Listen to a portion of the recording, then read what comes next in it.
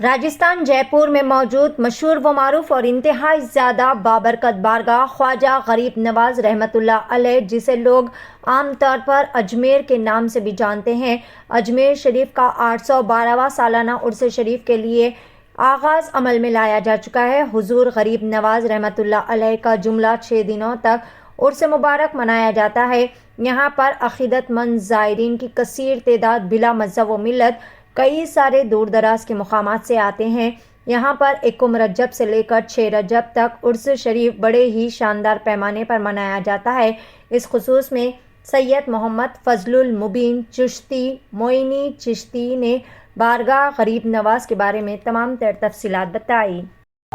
میں سید محمد فضل المبین چشتی معینی چشتی بارگاہ غریب نواز حضور خواجہ ہند الولی عطائے رسول خواجہ خواجگاہ غریب نواز کا 812واں عرس یہ چھڑی کے مہینے سے شروع ہو جاتا ہے۔ چھڑی کی 25 تاریخ سے جو روزانہ خدمت ہوتی ہے اس کے معمولات میں فرق ہو جاتا ہے۔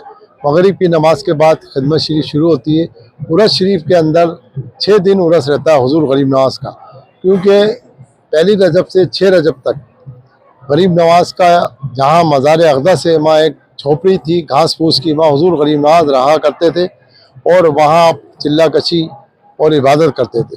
غریب نواز 1 رجب سے 6 رجب تک واللہ عالم بالصواب، اللہ تعالیٰ نے کب آپ کی روح پرواز کری یہ اللہ جانتا، اللہ کا رسول جانتا، مگر غریب نواز کی پیشانی مبارک پر حاضہ حبیب اللہ ماتا فی اللہ لکھا ہوا تھا۔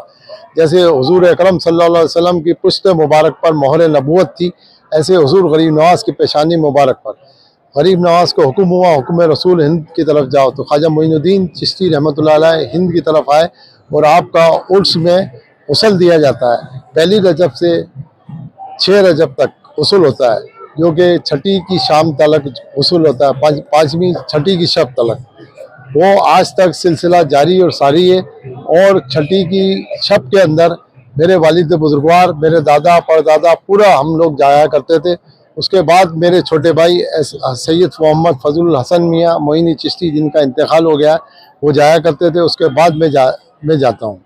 غریب نواز کی بارگاہ کے اندر یہاں کا نظام الگ ہے۔ عرس کے اندر یہاں پر صندل مبارک کا جلوس نہیں نکلتا ہے، یہاں ہر ذات و ملت کا انسان آتا ہے، 7 قومیں آتی ہیں۔ غریب نواز کی بارگاہ سے ہندو مسلمان سکھ عیسائی سب کو ایکتا کا پیغام یہاں سے ملتا ہے، بھائی چارے کا۔ یہاں کوئی بھید بھاؤ نہیں ہے۔ یہاں غریب نواز کے پاس 1 رجب چاند رات کے دن جنتی دروازہ کھل جاتا ہے، جو سال میں 4 دفعہ کھلتا ہے۔ اس کے 7 چکر کرنے سے دعائیں مقبول ہوتی ہیں، اور غریب نواز کی بارگاہ میں ہر کس ناکس بے کس سب حاضر ہوتے ہیں، غریب امیر فقیر ہندو مسلمان سکھ عیسائی، جہاں تک ایک اسلام کے ماننے والے جاتے ہیں وہاں غیر مذہب کے بھی لوگ جاتے ہیں، اور غریب نواز کے مزار اقدس کے اوپر زیارت اور قدم بوسی۔